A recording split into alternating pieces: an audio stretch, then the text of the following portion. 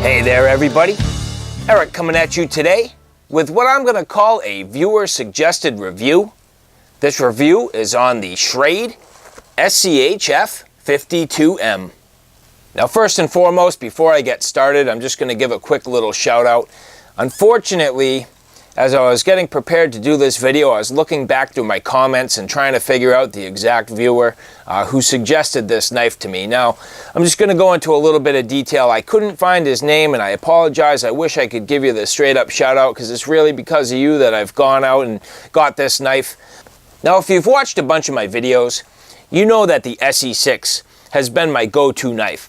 And the viewer suggested that the Schrade SCHF52M might be a suitable replacement for this, or at least give it a run for its money. So he thought I should check it out, and I've gotten my hands on one, and I thought I'd take a look at it today.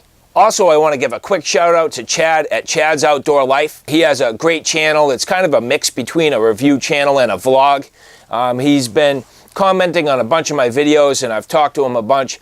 He's given me some great ideas, and I just wanted to give him a real quick shout out and say, what's up, Chad? Thanks, buddy, for recommending this knife, and I'm finally getting around to taking a look at it based on your suggestion and some of the suggestions of my other viewers. Now, just real quick, one of the things I'm going to say off the get-go is, if you've watched enough of my videos, you probably realize that I don't often talk about price. Now, I got my hands on this knife with everything you see here. The accessories, basically a brand new knife, even though it was listed as used. Doesn't look used to me. It's literally brand new. Sheath, all the original packaging and paperwork. I got it all. A brand new knife, 39 bucks delivered. 39 bucks. I mean, to me, for what you're getting here, it's pretty amazing. And let's be real honest with ourselves here. If you can't afford 39 bucks for a quality piece of gear, and you're watching this video, you're kind of in the wrong hobby. I mean, you know, things to do with camping and hiking and backpacking and bushcrafting and all that stuff. I mean, it's expensive, there's no doubt. So to find something like this for such short money with such incredible value and utility purpose is really just an excellent deal and something totally worth paying attention to, and so that's why I grabbed it, and that's why I'm taking a look at it today. Now, you probably realize I haven't used this knife yet. This is just sort of a first impression and a tabletop review. I'm going to get this thing out in the field pretty soon and really put it through the paces to figure out if this knife is suitable for me, but I can tell you already just off the get-go, yeah, it's going to be pretty sweet. Now, this is 1095 high carbon steel. I'm a big fan of 1095, and if you know anything about the SE6, well, that's 1095 as well, so pretty similar in that regard. Obviously, the grind here is a little bit different than the SE. You know, the SE is a full flat grind, and on this Schrade, I'd say it's kind of like a mid-height saber grind. A little bit of a drop point design. Nice micarta handle scales. And your typical kind of cheesy ballistic nylon sheath, but hey, no big deal. Like I said, I'm into this thing for 39 bucks. So to get 1095 high carbon steel with these nice micarta handle scales seems pretty good to me. Not to mention, on top of that, you do get a sharpener and a ferro rod. Now, looking at some of the details on this blade, there is some jimping on the back of the spine. The spine here does feel pretty sharp. I bet you it's totally suitable for throwing sparks on that ferro rod. You'll notice that it's actually a full 1/4 inch thick piece of stock. So it's definitely beefy, has some pretty good weight to it. Has a nice finger choil, which I'm always a big fan of. So right off the get-go, you know, this knife does meet a lot of the criteria that I typically like in a knife this size. You know, I always prefer a knife that's slightly larger. I mean, I've been a big fan of sort of the 6-inch camp knife size, and so this thing's right up my alley. You have an exposed pommel in the back with a lanyard hole. These are bolt-on scales, so if I decided I was going to strip this blade, it's actually pretty easy to do it. Like most of the blades that I do strip, I tend to leave the coating underneath the handles just to keep a level of protection. Anyway, looking at the details of the scales, the one thing that I can tell you is I feel like I need to just get a little bit of sandpaper on these things. This top edge here is a little bit sharp for me, so I think if I'm able to just kind of knock down this edge just enough, it's going to make a real big difference in how comfortable this handle is. You can see it's a little bit on the square side.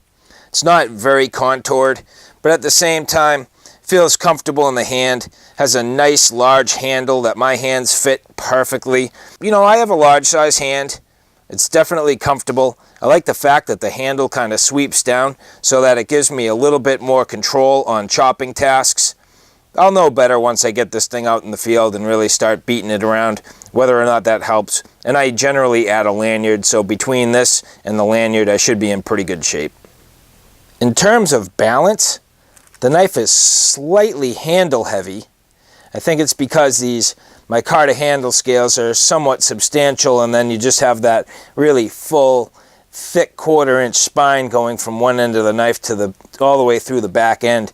And it's a reasonably lengthy handle here, so when you go to balance it right on that finger choil, it tends to be just a little back weighted. Now, comparatively, with the SE6,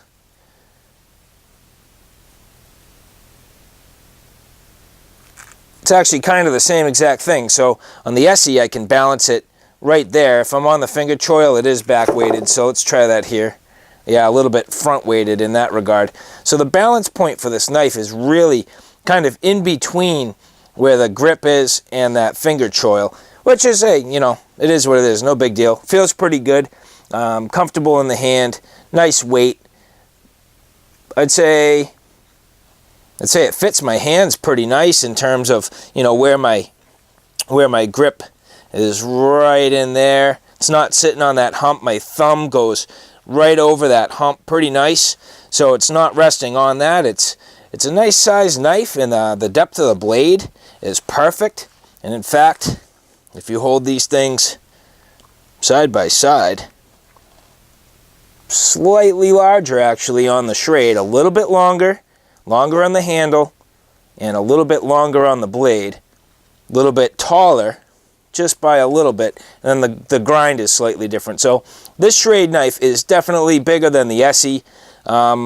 I'd be curious to see how they perform side by side. I might have to do a side by side test of these things. So pretty cool to look at them together. You know, at this point, I don't think I have too much else to show you. It was really just a chance for me to give some people a quick shout out, show you one of the new blades I'm going to start playing with, bring it to your attention so that you can kind of get your eyeballs on it and see what sort of value's out there. If you're trying to get started, this could be an excellent camp knife for you. And so keep watching, guys. I'm going to try to do a field review, hopefully coming up, a little more in depth, and get into some processing of wood and see how it stacks up against the ESEE. But for now, that's about all I got. So thank you, guys. I appreciate you watching. I hope you found that a little bit informative. If you like what you saw, please like, share, and subscribe. And as always, thanks for stopping by. Take care now. I'll see you soon.